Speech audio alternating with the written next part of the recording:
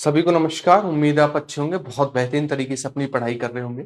जो मैंने आपसे बोला था लास्ट 5 दिन में 1000 क्वेश्चन टारगेट कराने के लिए, वो मैं आपको कंप्लीट कराऊंगा। इससे पहली वाली क्लास में मैंने आपको 100 क्वेश्चन कंप्लीट करा दिए थे। आज भी आपके लगभग 300 क्वेश्चन और हो जाएंगे, क्योंकि जो क्वेश्चन जितने मैं यहाँ डिस्कस करूंगा उतने ही मैं आपको टेलीग्राम पर उसकी पीडीएफ दूंगा। यानी अगर मैं आज आपसे 150 क्वेश्चन डिस्कस कर रहा हूं तो 150 प्लस क्वेश्चन मैं आपको पीडीएफ में लगा कर दूंगा, जो आपको टेलीग्राम पर मिलेगी। और इसी तरीके से मैं 1000 क्वेश्चन बेस्ट कवर कर पाएंगे दो बुकों को लेकर, एक तो पूर्व अवलोकन घटना चक्र, दूसरा लुसेंट को लेकर। क्लियर है? इसकी पीडीएफ टेलीग्राम पर आप कमेंट बॉक्स में टेलीग्राम की लिंक पिन है, वहां से ले सकते हैं। और केवल क्लास ही काफी नहीं है, क्लास के अलावा जो मैं पीडीएफ दे रहा हूं उसे भी आप एक बार रिवीजन करिएगा, तो क्योंकि तभी आपके 1000 क्वेश्चन और पूरा का पूरा जीएस रिवीजन हो सकता है। बिना टाइम गवाए स्टार्ट करते हैं क्लास को। और आज की क्लास में हम हिस्ट्री और करंट अफेयर की चीजों को लेकर डिस्कस करने वाले हैं बढ़िया तरीके से। स्टार्ट करते हैं बिना टाइम गवाए। सबसे पहले क्वेश्चन से स्टार्ट करते हैं। पहला क्वेश्चन है, हड़प्पा सभ्यता का सर्वाधिक मान्यता काल कौन सा है? कौन सा सबसे मान्य काल है? तो देखिएगा, हड़प्पा सभ्यता को सिंधु सभ्यता, सिंधु घाटी की सभ्यता और हड़प्पा सभ्यता के नाम से जाना जाता है, ये आप याद रखेंगे। इसके अलावा हड़प्पा सभ्यता को लेकर बात करें तो हड़प्पा सभ्यता जो है इसमें मातृ देवी की पूजा की जाती थी, है ना। मोहरे बनाने के लिए सेलखड़ी के पत्थरों का यूज किया जाता था। यहाँ की लिपि वेस्तोफ्रेदम थी। इसे कांस्ययुगीन सभ्यता कहा जाता है। ये एक शहरी सभ्यता थी। सबसे बड़ी व्यवस्था इसकी थी इसका नगर नियोजन। ये सारे के सारे पॉइंट आप याद रखेंगे। तो इसका सबसे ज्यादा मान्यता काल है वो है 2500 बीसी से 1750 बीसी। नेक्स्ट अगला क्वेश्चन लेते हैं। सिंधु घाटी की सभ्यता निम्नलिखित में से किस सभ्यता के समकालीन नहीं थी? कौन सी सभ्यता थी जिसके समकालीन ये नहीं थी? देखो, मेसोपोटामिया की सभ्यता के भी समकालीन थी, चीन और मिस्र की सभ्यता के भी समकालीन थी, लेकिन ये ग्रीक की सभ्यता के समकालीन नहीं थी। मेसोपोटामिया के लोगों ने ही सिंधु घाटी सभ्यता के लोगों के बारे में एक वर्ड यूज किया है, सिंडन, जिसका अर्थ होता है प्रथम कपास उत्पादक। तो कभी कभी पूछता है सिंधु घाटी सभ्यता के लोग किसके उत्पादन के लिए फेमस थे? कपास के उत्पादन के लिए। नेक्स्ट अगला क्वेश्चन लेते हैं। नेक्स्ट, सिंधु घाटी सभ्यता कहां तक विस्तृत थी भारत में? तो सिंधु घाटी सभ्यता को लेकर बात करें तो ये हमारे पास पंजाब में भी थी, ठीक है ना, जहां पर रोपण स्थान है। राजस्थान जैसे कालीबंगा है, गुजरात जैसे लोथल है, उत्तर प्रदेश जैसे आलमगीरपुर है। इसके अलावा हरियाणा जैसे हमारे पास बनावली, भराना, है ना, ये है। सिंध और बलूचिस्तान में आप सभी को पता है इस सभ्यता का विस्तार था। तो इस सभ्यता इन क्षेत्रों तक फैली हुई थी। सिंधु घाटी की सभ्यता में घोड़े के अवशेष कहां से मिले हैं? तो आप याद रखें, घोड़े के अवशेष जो हैं वो सुरकोतरा से मिले हैं। इसके अलावा कालीबंगन से हमें काले रंग की चूड़ियां, हल के साक्ष्य, जुते हुए खेत के साक्ष्य और अलंकृत ईंटों के साक्ष्य मिले हैं। नेक्स्ट आगे की ओर बढ़ते हैं। अगला, सिंधु घाटी स्थल कालीबंगन किस प्रदेश में है? तो मैंने आपको बताया था, देखिएगा, उत्तर प्रदेश को लेकर बात करें, आलमगीरपुर जो कि सबसे ईस्टर्न स्थान था पूरी सिंधु घाटी सभ्यता का, जो हिंडन नदी पर था। सबसे उत्तरी स्थान था जिसका नाम था मांदा, जो कि चिनाब नदी पर था। सबसे दक्षिणी स्थान महाराष्ट्र में था, प्रवरा नदी पर, है ना। इसके अलावा सबसे वेस्टर्न जो पार्ट था वो था हमारे पास सुतकांगी डोर, जो कि दास की रिवर पर था। अगर बात करें कालीबंगन को लेकर तो कालीबंगन जो है ये हनुमानगढ़ी में देखने को मिलता है, राजस्थान के। कहां पर? राजस्थान के हनुमानगढ़ी में। निम्नलिखित में से किस पदार्थ का उपयोग हड़प्पा काल की मोहरे बनाने में किया जाता था? तो मैंने आपको बताया था सेल खड़ी का यूज किया जाता था। किसका? सेल खड़ी का। सिंधु घाटी सभ्यता के लोग लोहे से परिचित नहीं थे। लोहे की खोज जो है उत्तर वैदिक काल में होती है और सबसे पहले प्रमाण जो है वो अतरंजी खेड़ा से मिलते हैं, ये भी आप याद रखेंगे। नेक्स्ट अगला क्वेश्चन लेते हैं। हड़प्पा सभ्यता किस युग की सभ्यता है? तो मैंने आपको बताया था, या तो आपसे पूछे किस युग की है तो आप कहेंगे ये हमारे पास आदि ऐतिहासिक काल की है। आदि ऐतिहासिक काल के अलावा सबसे पहले कांसे का प्रयोग किसने किया? हड़प्पा सभ्यता के लोगों ने किया, इसीलिए इसे कहते हैं कांस्ययुगीन सभ्यता। क्या कहते हैं? कांस्ययुगीन सभ्यता। सिंधु सभ्यता के लोगों का मुख्य व्यवसाय क्या था? तो इनका मुख्य व्यवसाय था, इन्होंने कृषि की, कृषि से अधिशेष हुआ, आवश्यकता से ज्यादा हो गया, फिर उसका व्यापार किया। व्यापार किया तो ये इनके गांव जो है वो नगर में विकसित होने लगे, इसीलिए इसे कहा गया प्रथम नगरीकृत सभ्यता, ठीक है ना। तो इनका प्रथम मतलब मुख्य व्यवसाय क्या था? वो था व्यापार।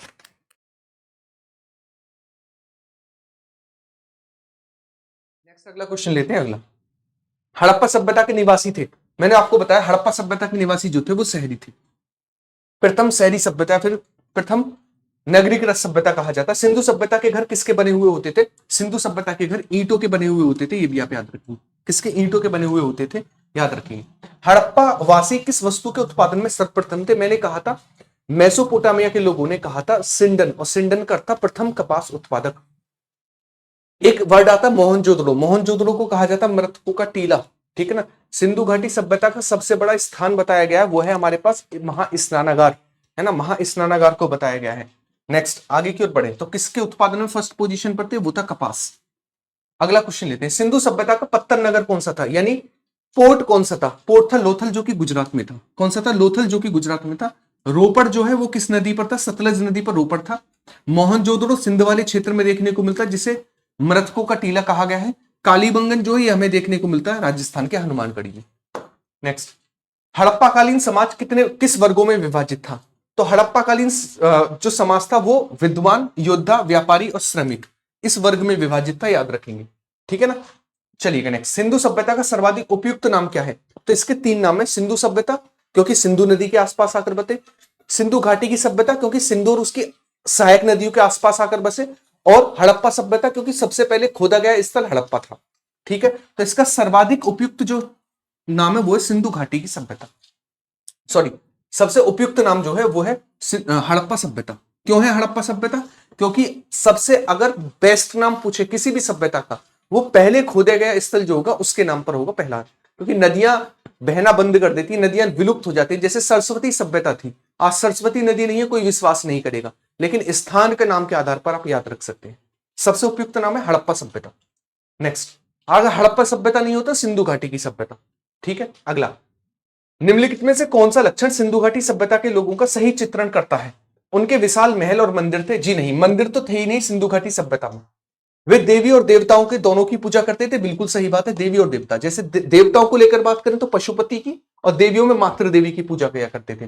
वे युद्ध में घोड़े, देखिएगा घोड़े के साक्ष्य जो है ना सुरकोतरा से मिले तो हैं, लेकिन ये प्रमाणिक नहीं है, ऐसा कहा जाता है उत्तर वैदिक काल के हैं, वैदिक काल के हैं ये, है ना, तो घोड़े का यूज नहीं करते थे, और ये युद्ध ही नहीं लड़ते थे, सबसे बड़ी बात है, तो केवल दूसरा सही होगा, ओनली 2 इज राइट।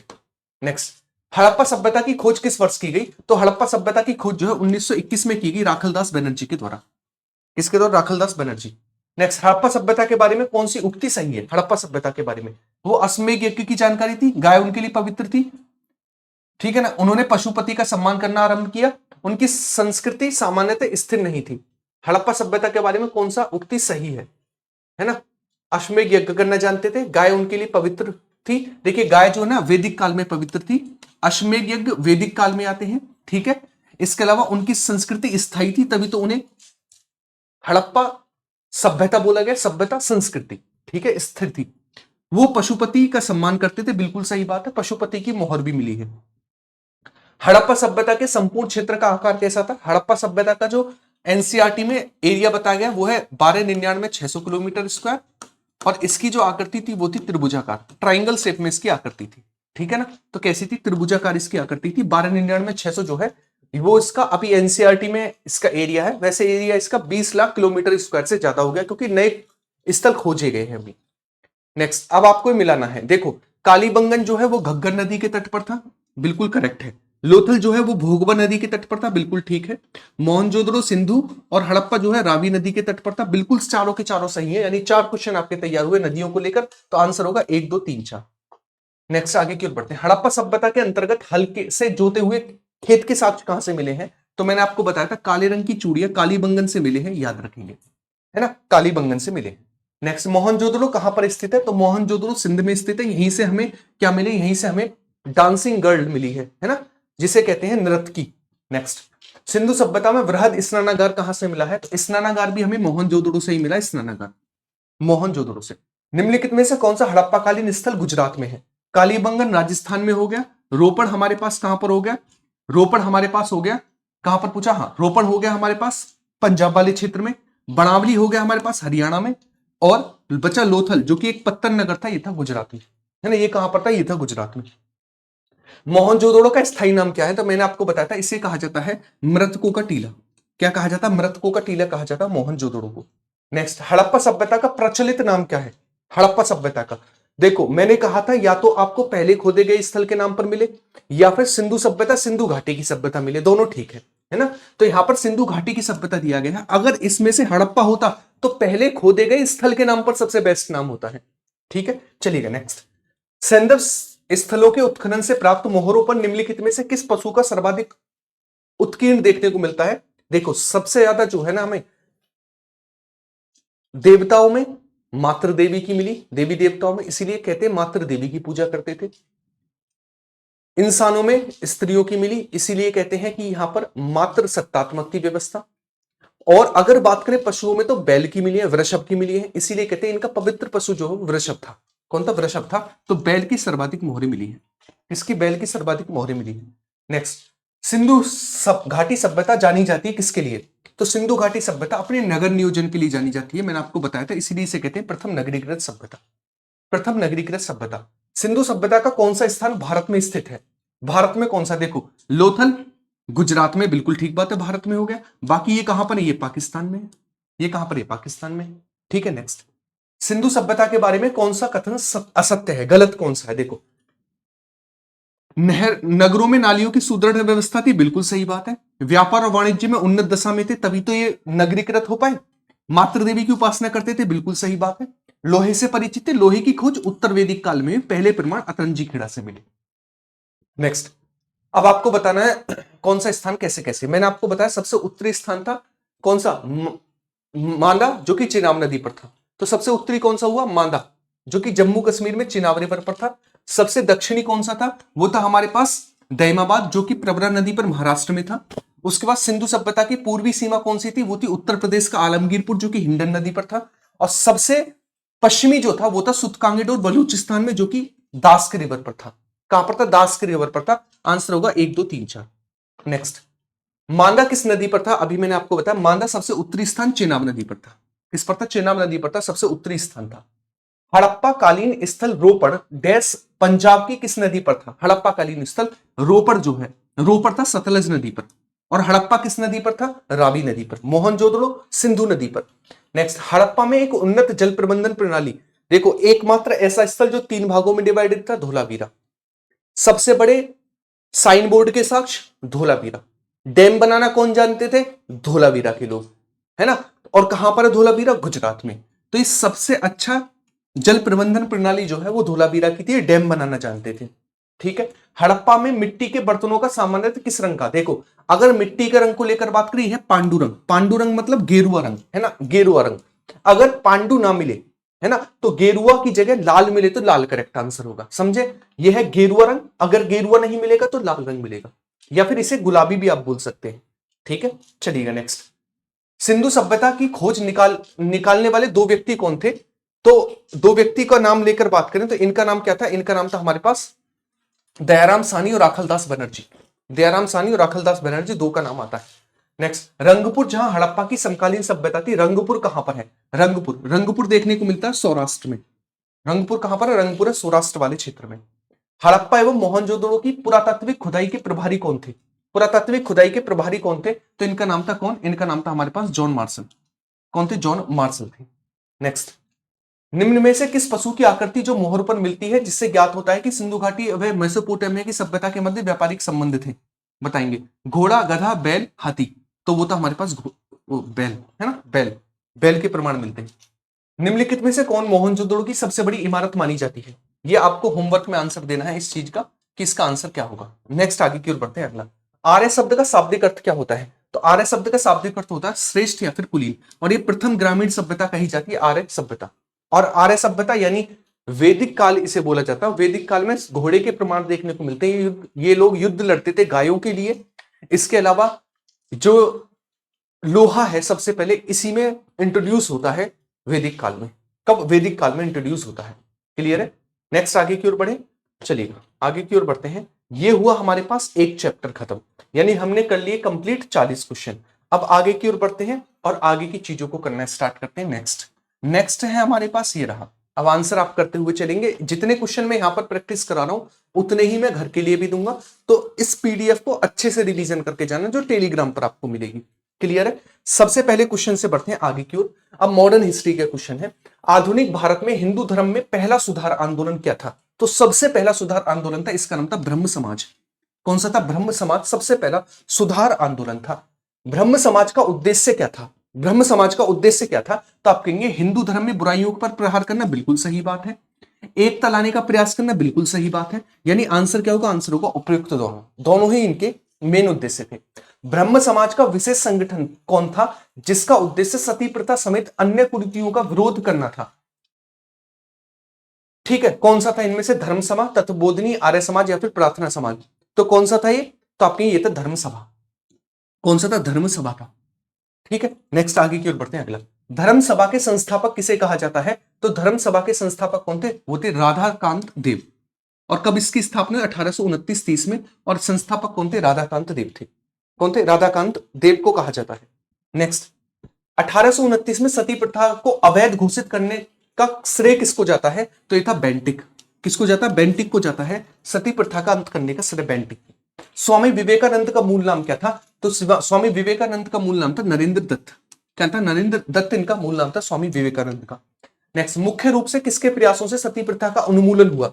तो अगर ऐसे भारतीय व्यक्ति को पूछे तो ये थे राजा राममोहन राय। कौन थे? राजा राममोहन राय, जिन्हें कहते हैं भारत के मुक्तिदाता के रूप में जाना जाता है। अलीगढ़ में मोहम्मद एंग्लो ओरिएंटल कॉलेज की स्थापना किसने की? बाद में चलकर यही एएमयू यानी अलीगढ़ मुस्लिम यूनिवर्सिटी भी बना। तो आपने इसकी स्थापना का श्रेय जाता है हमारे पास किसको? सर सैयद अहमद खां को। सर सैयद अहमद खां को इसका श्रेय जाता है। आर्य समाज किसके विरुद्ध था? आर्य समाज, तो आर्य समाज जो है ना, वो धार्मिक अनुशासन और मूर्ति पूजा के विरुद्ध था। मूर्ति पूजा का विरोध करते थे आर्य समाज। युवा बंगाल आंदोलन के नेता कौन थे? युवा बंगाल आंदोलन के नेता थे हेनरी डेरेजियो। कौन थे? हेनरी डेरेजी जो है वो युवा बंगाल आंदोलन के नेता थे। नेक्स्ट आगे की ओर बढ़ते हैं। अगला, थियोसोफिकल सोसाइटी ने भारत में कब और कहां पर अपना मुख्यालय खोला? भारत को लेकर बात करें तो 1882 में खोला, अडियार में खोला। कहां पर? अडियार में 1882 में खोला। नेक्स्ट, किसी समय महात्मा गांधी के सहयोगी रह चुके पर उनसे अलग होकर एक अमूल परिवर्तनवादी आंदोलन जिसका नाम आत्मसम्मान आंदोलन था, चलाने वाले व्यक्ति कौन थे आत्मसम्मान आंदोलन को? तो इनका नाम था ईबी रामास्वामी नायकर। कौन थे? ईबी रामास्वामी नायकर। तो आपको डायरेक्टली याद रखना, आत्मसम्मान आंदोलन किसने चलाया? रामास्वामी नायकर के द्वारा चलाया गया। अगला अगला क्वेश्चन आपकी स्क्रीन पर है। 9वीं सदी में ज्योतिबा फुले के सत्यशोधक समाज ने क्या प्रयास किया? सत्यशोधक समाज ने क्या प्रयास किया था? तो सत्यशोधक समाज को लेकर बात करें तो इसने क्या किया था आपको बताना है। तो इन्होंने क्या किया था? सभी ब्राह्मणों तथा उनके अवसरवादी धर्म ग्रंथों से नीचे जातियों की रक्षा करना, है ना, मतलब नीची जातियों की रक्षा करना जो है वो सत्यशोधक समाज का क्या था? मेन टारगेट था, याद रखेंगे। 1873 में सत्यशोधक समाज की स्थापना की गई थी, किसके द्वारा? अभी तो आया था, किसका सत्यशोधक समाज? ज्योतिबा फुले का सत्यशोधक समाज। किसका? ज्योतिबा फुले का सत्यशोधक समाज। किसी धर्म सुधारक की मृत्यु भारत से बाहर हुई थी? भारत से बाहर किसकी हुई थी? राजा राममोहन राय की डेथ जो है वो भारत से बाहर हुई थी, याद रखेंगे। नेक्स्ट, सत्यार्थ प्रकाश किसकी पुस्तक है? तो ये किसकी है? सत्यार्थ प्रकाश दयानंद सरस्वती जी की पुस्तक है। और इन्हीं के द्वारा एक और वर्ड कहा गया था, वेदों की ओर लौट चलो। क्या कहा गया था? वेदों की ओर लौट चलो। रामकृष्ण मिशन की स्थापना का श्रेय किसको जाता है? तो रामकृष्ण मिशन की स्थापना विवेकानंद को श्रेय जाता है। इन्हीं ने शिकागो में अपना धर्म सम्मेलन में भाग लिया था। बहावी आंदोलन का मुख्य केंद्र क्या हुआ करता था? तो बहावी आंदोलन का मुख्य केंद्र बिहार का पटना क्षेत्र हुआ करता था। कौन सा? बिहार का पटना क्षेत्र मुख्य केंद्र हुआ करता था। भारत में दास प्रथा कब अवैध घोषित किया गया? भारत में दास प्रथा, तो भारत में दास प्रथा को लेकर बात करें तो दास प्रथा 1843 में भारत में अवैध घोषित किया गया। 1843 में जो है भारत में दास प्रथा अवैध घोषित किया गया था। भारत में अंग्रेजी शिक्षा किसके द्वारा लागू की गई थी? तो अंग्रेजी शिक्षा लागू की गई थी किसके द्वारा? बेंटिक के द्वारा, है ना, बेंटिक के द्वारा लागू की गई थी, ये भी याद रखेंगे। और राजा राममोहन राय अंग्रेजी शिक्षा के जो है वो क्या थे? प्रवर्तक थे, यानी वो चाहते थे अंग्रेजी शिक्षा लागू हो और वो संस्कृत का विरोध करते थे, ऐसा कहा जाता है। वेदों में संपूर्ण सत्यता निहित है, यह कथन किसका है? तो मैंने आपको बताया था वेदों की ओर लौट चलो, ये वाक्य जो है ये है स्वामी दयानंद सरस्वती जी का। नेक्स्ट आगे की ओर बढ़ते हैं। महाराष्ट्र का सुकरात किसे कहा जाता है? तो महाराष्ट्र का सुकरात कहा जाता है किसको? महादेव गोविंद रानाडे को। किसको? महादेव गोविंद रानाडे को कहा जाता है महाराष्ट्र का सुकरात। स्वामी विवेकानंद किस स्थान पर हुए धार्मिक सम्मेलन में प्रसिद्ध हुए थे? मैंने आपको बताया था शिकागो विश्व धर्म सम्मेलन में इन्होंने भाग लिया था और अपने भाषण से बहुत ज्यादा फेमस भी हुए थे। राजा राममोहन राय ने अपने सुधारात्मक कार्यों के कारण भारतीय इतिहास में अपनी पहचान बनाई। राजा राममोहन राय ने, उनका प्रमुख कार्य किस क्षेत्र और किस दिशा में था? तो उनका प्रमुख कार्य किसमें था? किसमें दिशा में था? धर्म का उत्थान, समाज सुधार, शिक्षा या फिर अंग्रेजी का परिचय, है ना, समाज सुधार, है ना, समाज सुधार में इनका मुख्य टारगेट था, समाज में सुधार करना। अलीगढ़ मुस्लिम विश्वविद्यालय की स्थापना किसने की थी? तो मैंने आपको बताया था बाद में चलकर यही AMU बना सर सैयद अहमद खां के द्वारा। नेक्स्ट, किसे आधुनिक भारत का जनक कहा जाता है? तो राजा राममोहन राय को कहा जाता है भारत का मुक्तिदाता या फिर आधुनिक भारत का जनक। नेक्स्ट, राजा राममोहन राय किससे संबंधित थे? तो किससे संबंधित नहीं थे, मैंने कहा था आपको ये संस्कृत शिक्षा के विरोधी थे, ठीक है ना। वो चाहते थे अंग्रेजी शिक्षा लागू हो, सती प्रथा का अंत हो, विधवा पुनर्विवाह हो, लेकिन संस्कृत शिक्षा के पक्षधर नहीं थे। कन्याकुमारी का रॉक मेमोरियल निम्नलिखित में से किसके लिए समर्पित है? तो रॉक मेमोरियल जो है ये स्वामी विवेकानंद के लिए समर्पित है। कहां पर? कन्याकुमारी, तमिलनाडु में है। नेक्स्ट, राजा राममोहन राय का जन्म कहां पर हुआ था? तो इनका जन्म हुआ था वेस्ट बंगाल के राधानगर वर्धमान जिला, ठीक है। नेक्स्ट, आगे की ओर बढ़ते हैं। संवाद कौमुदी किसकी पुस्तक है? तो संवाद कौमुदी जो है वो राजा राममोहन राय की पुस्तक का नाम है संवाद कौमुदी। ब्रह्म समाज का प्रारंभिक नाम क्या था? ब्रह्म समाज का प्रारंभिक नाम क्या था आपको बताना है। ब्रह्म समाज का प्रारंभिक नाम क्या था? तो ब्रह्म समाज को पहले आत्मीय सभा और ब्रह्म सभा भी कहा जाता था, यानी दोनों इसके पहले नाम रहे, शुरुआती नाम रहे। तत्व रंजनी सभा, तत्व बोधनी सभा एवं तत्व बोधनी पत्रिका का संबंध किससे है? तो इसका संबंध है देवेंद्रनाथ टैगोर से। किससे संबंधित है? देवेंद्रनाथ टैगोर से संबंधित है। राजा राममोहन राय से संबंधित निम्नलिखित में से कथनों पर विचार करिए। राजा राममोहन राय से संबंधित, उन्होंने विधवा पुनर्विवाह का समर्थन किया, बिल्कुल सही बात है। उन्होंने सती प्रथा के उन्मूलन पर जोरदार समर्थन किया, बिल्कुल सही बात है। उन्होंने अंग्रेजी शिक्षा के प्रवर्तन में समर्थन किया, बिल्कुल सही बात है। यानी ये सारे के सारे कथन इनके बारे में एकदम से करेक्ट है, यानी आंसर होगा ऑप्शन नंबर डी, 1, 2 और 3, 1, 2 और 3। नेक्स्ट, स्वामी दयानंद सरस्वती जी का मूल नाम क्या था? तो इनका मूल नाम था मूल शंकर, है ना। मूल नाम ही क्या था इनका? मूल शंकर था, याद रखेंगे। नेक्स्ट, भारत में 9वीं शताब्दी का पुनर्जागरण निम्नलिखित में से किस वर्ग तक सीमित था? तो ये पुनर्जागरण जो है ना पढ़े लिखे वर्ग तक सीमित था। जो अनपढ़ लोग या फिर कह सकते हैं जो ग्रामीण लोग थे बहुत ज्यादा, वो इसका विरोध करते थे। ना तो विधवा पुनर्विवाह होना चाहिए, ना ही सती प्रथा पर अंतर लगना चाहिए, ये हमारी कुरीतियां हो जाएंगी, ये है वो, ये सारी चीजें थी। तो ये कहां तक सीमित था? उच्च मध्यम वर्ग तक, है ना, उच्च मध्यम वर्ग तक सीमित था। नेक्स्ट, प्रार्थना समाज की स्थापना किसके प्रेरणा के फलस्वरूप हुई? प्रार्थना समाज, तो प्रार्थना समाज की स्थापना होती है किसके? ईश्वर चंद्र विद्यासागर, है ना। किसके? ईश्वर चंद्र विद्यासागर के, सॉरी, प्रार्थना समाज पूछा ना, केशव चंद्र सेन, है ना, केशव चंद्र सेन थे बाई मिस्टेक, केशव चंद्र सेन। राजा राममोहन राय ने इंग्लैंड जाने के पश्चात किसने ब्रह्म समाज की बागडोर संभाली? जब वो कहां चले गए थे? इंग्लैंड। रामचंद्र विद्या वागीश के द्वारा संभाली। आगे की ओर बढ़ते हैं। अगला, राजा राममोहन राय और डेविस हेयर निम्नलिखित में से किसकी स्थापना से जुड़े हैं? किसकी स्थापना से जुड़े हैं? Sanskrit college, Ripon college, MAO college या फिर हिंदू कॉलेज? ये किससे जुड़े हुए हैं? तो आपसे कभी पूछे, हिंदू कॉलेज से जुड़े हुए हैं। किससे? हिंदू कॉलेज से जुड़े हुए हैं, हिंदू कॉलेज की स्थापना से जुड़े हुए। 1815 ईस्वी में निम्नलिखित में से किसने कलकत्ता में आत्मीय सभा की स्थापना की? तो आत्मीय सभा को लेकर बात करें तो आत्मीय सभा की स्थापना जो किसके द्वारा की गई थी? वो की गई थी राजा राममोहन राय के द्वारा। आत्मीय सभा कब की गई थी? 1815 में। नेक्स्ट, अब आपको इस मिलाना है कौन कौन कैसे कैसे संस्थापक थे, है ना, कौन कौन कैसे कैसे संस्थापक थे। देखो, ब्रह्म समाज की स्थापना 1828 में राजा राममोहन राय ने की थी, बिल्कुल करेक्ट बात है। आदि ब्रह्म समाज की स्थापना 1866 में की थी देवेंद्रनाथ टैगोर के द्वारा, बिल्कुल करेक्ट बात है। भारतीय ब्रह्म समाज की स्थापना 1866 में की गई थी केशव चंद्र सेन के द्वारा, बिल्कुल सही बात है, ठीक है। साधारण ब्रह्म समाज की स्थापना 1878 में की गई थी आनंद मोहन बोस के द्वारा, बिल्कुल सही बात है। यानी चारों के चारों सही है, 1, 2, 3, 4 एकदम करेक्ट मिलान होगा। किसके प्रयासों के कारण ब्रह्म समाज की शाखाएं उत्तर प्रदेश, पंजाब और मद्रास में खोली गई? किसकी ब्रह्म समाज की शाखाएं किसके सहयोगों से खोली गई? तो आप याद रखेंगे ये थे केशव चंद्र सेन। कौन थे? केशव चंद्र सेन के सहयोगों से, याद रखोगे। नेक्स्ट, आगे की ओर बढ़ते हैं। किसने महिलाओं के लिए नामा बोधनी पत्रिका निकाली? नामा बोधनी पत्रिका, तो नामा बोधनी पत्रिका को लेकर बात करें तो किसके द्वारा निकाली गई थी? ये निकाली गई थी केशव चंद्र सेन के द्वारा। कौन सी नामा बोधनी पत्रिका? केशव चंद्र सेन के द्वारा निकाली गई थी। किन मुद्दों पर विवाद होने के चलते 1866 में ब्रह्म समाज का विभाजन हो गया तथा केशव चंद्र सेन ने भारतीय ब्रह्म समाज एवं नव विधान की स्थापना की थी? कौन सा हमारे पास विवाद था? तो ये विवाद कौन सा था? ये दोनों विवाद थे, सामाजिक सुधार विशेषतः जाति प्रथा संबंधित सुधार और हिंदू एवं ब्रह्मवाद में विवाद। इसके कारण यानी आंसर होगा ऑप्शन नंबर सी।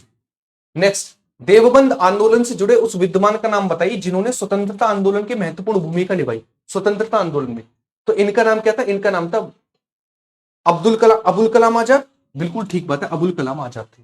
कौन थे? अबुल कलाम आजाद थे। शारदा मणि कौन थी? शारदा मणि, तो शारदा मणि कोई और नहीं बल्कि राजा राम मोहन राय की पत्नी ही थी। कौन? शारदा मणि। कौन थी? राजा राम मोहन राय की पत्नी ही थी। कौन? शारदा मणि। सॉरी सॉरी, शारदा मणि पूछा है ना, रामकृष्ण परमहंस की पत्नी थी शारदा मणि। नेक्स्ट, राजा राम मोहन राय द्वारा ब्रह्म समाज की स्थापना कब की गई? ब्रह्म समाज, तो ब्रह्म समाज की स्थापना जो है राजा राम मोहन राय के द्वारा की गई थी 1828 में, 1828 में। कूका आंदोलन को किसने संगठित किया? गुरु राम सिंह के द्वारा। किसके द्वारा? गुरु राम सिंह के द्वारा इसको चलाया गया। दयानंद सरस्वती द्वारा स्थापित कौन सा है? कौन सा दयानंद सरस्वती ने स्थापित किया है? तो आप याद रखेंगे दयानंद सरस्वती जो जी के द्वारा आर्य समाज की स्थापना की गई थी। इसके आर्य समाज की। नेक्स्ट, 19वीं सदी में, 19वीं सदी के उत्तरार्ध में नव हिंदूवाद के सर्वश्रेष्ठ प्रतिनिधित्व थे। नव हिंदूवाद के सर्वश्रेष्ठ प्रतिनिधित्व कौन थे? वो थे स्वामी विवेकानंद जी। कौन थे? स्वामी विवेकानंद जी थे। नेक्स्ट, स्वामी विवेकानंद ने रामकृष्ण मिशन की स्थापना किस वर्ष की? रामकृष्ण मिशन, तो रामकृष्ण मिशन की स्थापना 1896 में की गई, 1896 में की गई। नेक्स्ट, तुहफात उल मोहब्बुद्दीन के रचनाकार कौन है? तो राजा राम मोहन राय। कौन है? राजा राम मोहन राय इसके राइटर हैं। 1856 में निम्नलिखित कानून पारित हुआ। 1856 में धार्मिक अयोग्यता कानून, सती निषेध रेगुलेशन, हिंदू विधवा पुनर्विवाह और या फिर राज्य हड़पने का सिद्धांत। कौन सा पारित हुआ आपको बताना है।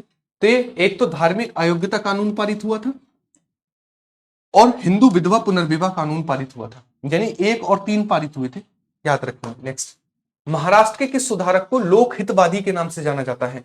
एमजी रानाडे। एमजी रानाडे को जाना जाता है लोक हितवादी कहा जाता है गोपाल हरि देशमुख को। इसको गोपाल हरि देशमुख को कहा जाता है लोक हितवादी।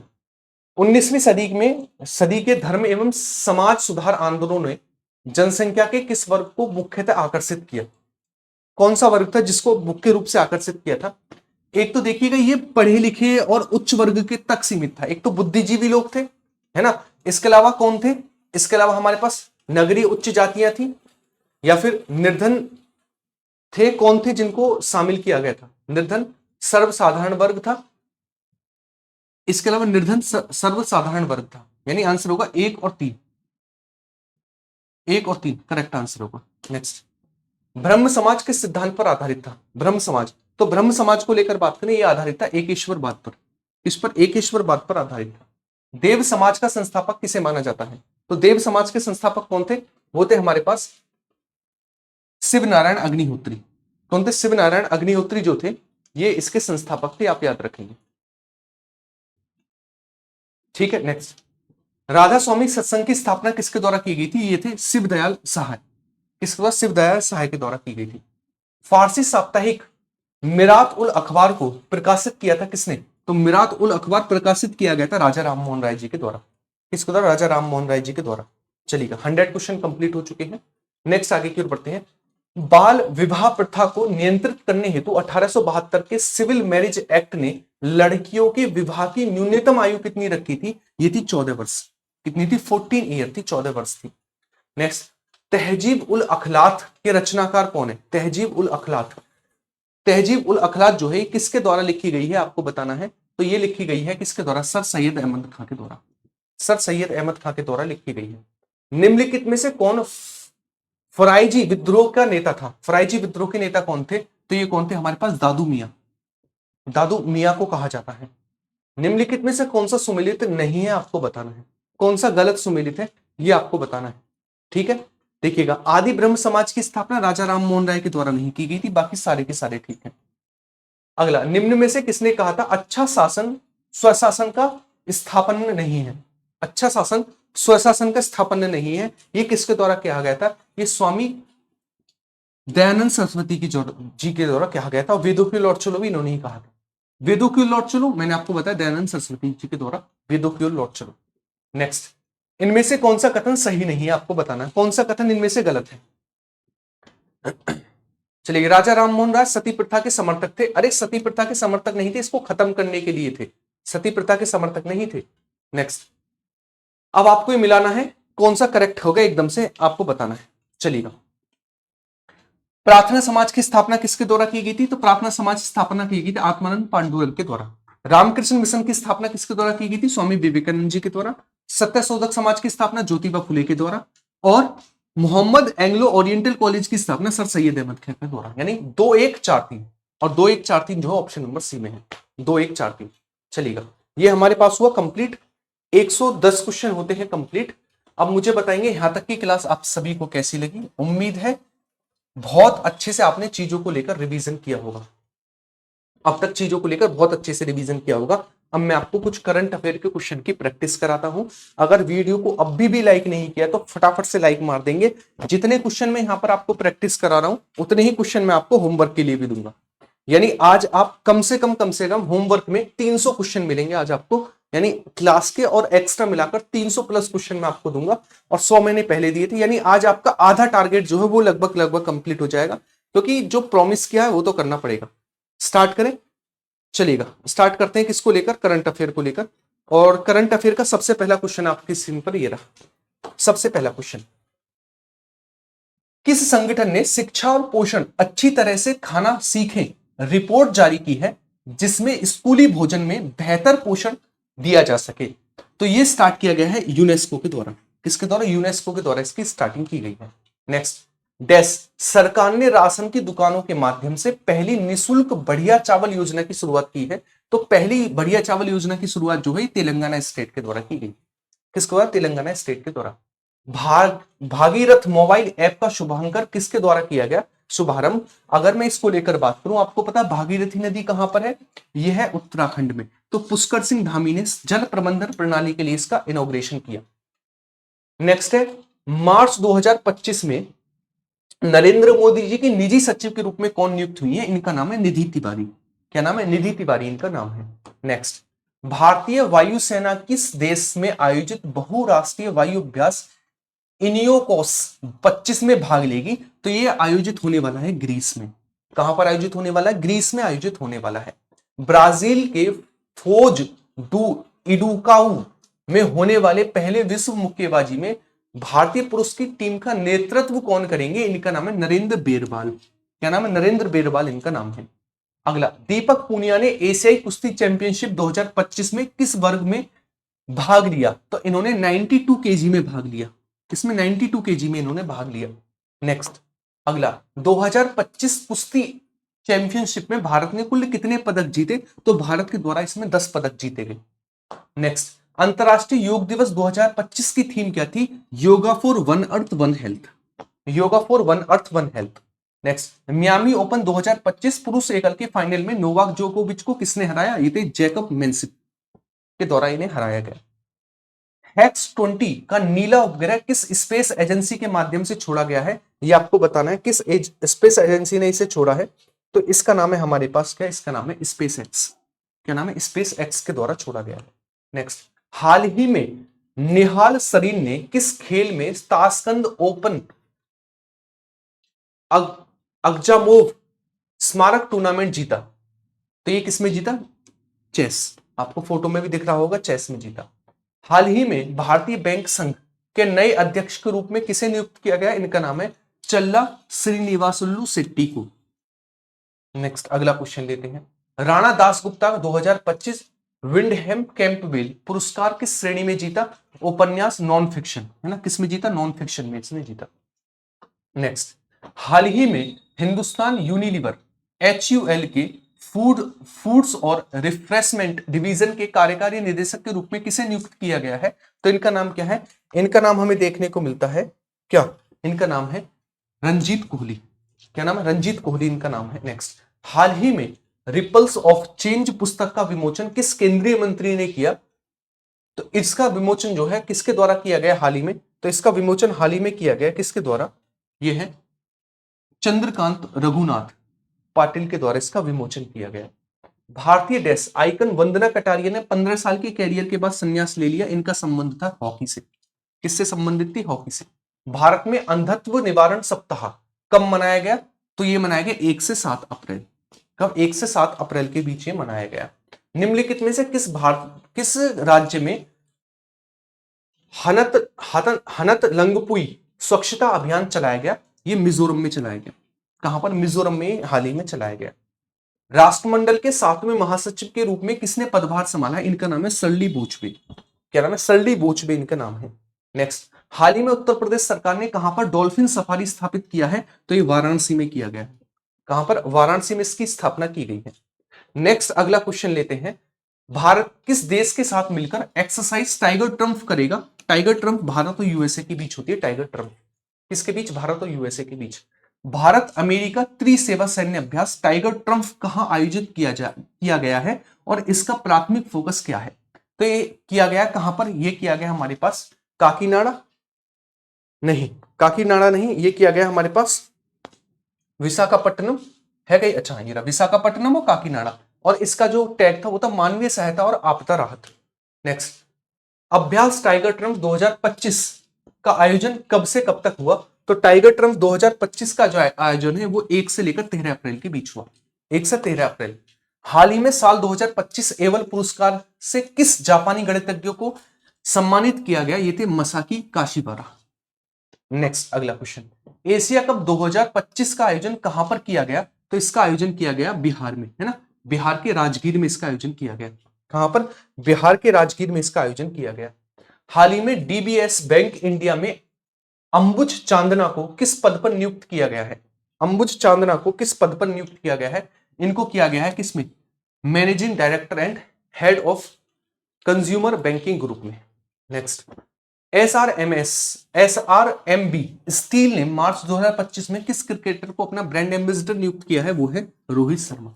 इसको नियुक्त किया? रोहित शर्मा को नियुक्त किया है। भारत के पहले कामिकेज एफपीवी ड्रोन का परीक्षण कहां पर किया गया? तो इस ड्रोन का परीक्षण हाल ही में किया गया। कहां पर? पठानकोट पंजाब में। कहां पर? पठानकोट पंजाब में इसका हाल ही में परीक्षण किया गया है। चिली के राष्ट्रपति गैब्रियल बोरिक फोंट भारत के कितने दिनों की यात्रा पर आए? तो ये भारत के 5 दिनों की यात्रा पर आए। कितने दिनों की? 5 दिनों की यात्रा पर आए। प्रधानमंत्री नरेंद्र मोदी ने थाई प्रधानमंत्री शिनावात्रा को पहला उपहार क्या दिया? पहला उपहार क्या दिया गया था? तो इन्होंने पहला उपहार दिया था क्या? डोकरा पीतल की मोर नाव जिसमें एक आदिवासी सवार है, यह दिया गया था। महाराष्ट्र सरकार ने 3AI उत्कृष्टता केंद्र स्थापित करने के लिए डैश के साथ साझेदारी की है। तो किसके साथ साझेदारी की है? माइक्रोसॉफ्ट के साथ। किसके साथ? माइक्रोसॉफ्ट के साथ साझेदारी की है। हाल ही में इसरो के किस सैटेलाइट ने 28 मार्च 2025 को म्यांमार में आए भूकंप के बाद की तस्वीरें ली? कौन सा था ये? तो इसका नाम था हमारे पास क्या? कार्टोसैट 3। नेक्स्ट, भारत के वित्तीय वर्ष 2024-25 में डैश गीगावाट की अक्षय ऊर्जा क्षमता वृद्धि का रिकॉर्ड उच्च स्तर पर हासिल किया है। तो आप याद रखेंगे कितनी का? तो ये हमारे पास किया है 25। नेक्स्ट, वित्तीय वर्ष 2025-26 में भारत में कितने बच्चों को गोद लिया गया? जो पिछले 12 वर्षों में सबसे अधिक है। तो इसमें हाल ही में कितने बच्चों को गोद लिया गया? 4515 बच्चों को गोद लिया गया। नेक्स्ट, हाल ही में अप्रैल 2025 में भारत की निहारिका सिंघानिया ने किस खेल में स्वर्ण पदक जीता? तो निहारिका सिंघानिया जो है, इनका संबंध किससे है? तो इनका संबंध है घुड़सवारी से। किससे संबंधित है? घुड़सवारी से। सरहुल त्योहार के दौरान किस पेड़ की पूजा की जाती है जिसकी सरना मां का निवास माना जाता है? सरना मां का निवास माना जाता है। तो इसमें की जाती है हमारे पास साल वृक्ष की पूजा। इसकी साल वृक्ष की पूजा की जाती है। किस राज्य सरकार ने महिलाओं के लिए निःशुल्क बस सेवा शुरू की जिसका उद्देश्य यात्रा को आसान और अधिक आमदायक बनाना है? तो आप याद रखेंगे किसके द्वारा की गई है? जम्मू कश्मीर स्टेट के द्वारा। किसके द्वारा? जम्मू कश्मीर स्टेट के द्वारा। भारत का पहला अंतरराष्ट्रीय बार और पेय व्यापार शो इंडिया बार शो 2025 का आयोजन कहां पर किया गया? तो इसका आयोजन किया गया गुरुग्राम हरियाणा में। कहां पर? गुरुग्राम हरियाणा में।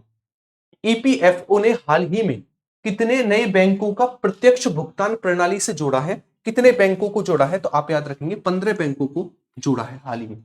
कितने बैंकों को? 15 बैंकों को। दलाई लामा को हाल ही में किस पुरस्कार से सम्मानित किया गया है? दलाई लामा को, तो दलाई लामा को हाल ही में पुरस्कार से सम्मानित किया, इसका नाम है गोल्ड मरकरी पुरस्कार। कौन सा? गोल्ड मरकरी पुरस्कार से सम्मानित किया गया है। समुद्र तट सेकंड अभियान के तहत कौन सा नौसैनिक जहाज अपने अभियान पर निकला है समुद्र तट सेकंड में भाग लेने के लिए? तो इसका नाम है हमारे पास INSV महादेव। नेक्स्ट, नीति NCAER states economics forum portal किसने लॉन्च किया है? तो ये पोर्टल हाल ही में लॉन्च किया गया है, किसके द्वारा? वित्त मंत्री निर्मला सीतारमण जी के द्वारा। नेक्स्ट अगला क्वेश्चन, केंद्र सरकार ने देश भर में कितने एकलव्य मॉडल आवासीय विश्वविद्यालय खोलने की घोषणा की है? तो कितने खोलेगा ये? तो ये खोलेगा हमारे पास 728। कितने? 728।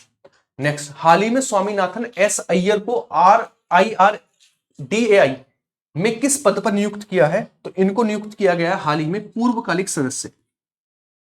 ठीक है, चलिएगा।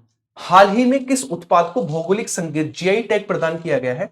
तो हाल ही में किसको GI टैग दिया गया है? ये हमारे पास है कुंभकोणम पान का पत्ता। हाल ही में कुंभकोणम पान के पत्ते को GI टैग दिया गया है। ये कहां पर पाया जाता है कुंभकोणम पान का पत्ता? तो ये पाया जाता है हमारे पास, बहुत बढ़िया, ये कहां पर पाया जाता है? ये पाया जाता है हमारे पास कावेरी नदी डेल्टा में। कहां पर? कावेरी नदी डेल्टा में पाया जाता है। शांति के पास अब तक कितने चंद्रमा हैं? शनि के पास कितने चंद्रमा हैं, जिससे यह सौरमंडल के सबसे अधिक चंद्रमा यानी सबसे अधिक सैटेलाइट रखने वाला हमारे पास क्या बन गया है? ग्रह बन गया है। अब इसके पास है 274 सैटेलाइट, 274 उपग्रह हैं इसके पास। चलिए नेक्स्ट, मध्य प्रदेश सरकार ने स्कूल चलो चले हम अभियान 2025 के तहत CM राइज स्कूलों का नया नाम क्या रखा गया है? तो इनका नया नाम जो है वो बदल के रखा गया। क्या वो नया नाम बदल के रखा गया इनका हाल ही में? महर्षि संदीपनी विद्यालय। चलिएगा, भारत में वेव्स 2025 में किस देश को आमंत्रित किया है? ये आपको बताना है। किस देश को आमंत्रित किया गया है? ये है हमारे पास चिली। इसको चिली को आमंत्रित किया गया है। अब ये आपके लिए होमवर्क का क्वेश्चन, चलो 50 क्वेश्चन हमारे कंप्लीट हो गए। क्लियर है? चलो, तो हमने अभी क्वेश्चन जो कंप्लीट किए वो लगभग, वैसे तो 150 से ज्यादा है ना, 150 मान के चलो आप। 150 क्वेश्चन मैंने यहां पर प्रैक्टिस करा दी और 150 क्वेश्चन ही मैं आपको PDF में लगा कर दूंगा। यानी आज की ये PDF आपको 300 क्वेश्चन की टेलीग्राम पर मिलेगी।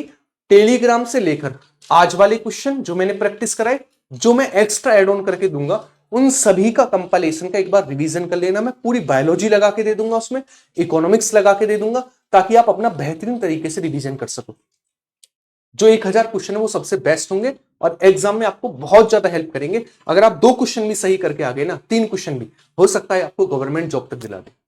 मिलते हैं नेक्स्ट वीडियो में इसी तरीके की। कल वीडियो मिलेंगे और इन 300 क्वेश्चन का रिवीजन कर लेना, कल वाले 100 क्वेश्चन का कर लेना। और कल मैं कोशिश करूंगा कि आपको लगभग 250-300 क्वेश्चन यहां करा दूं और उतने ही देकर आपके 1000 क्वेश्चन का टारगेट कंप्लीट कर दूं।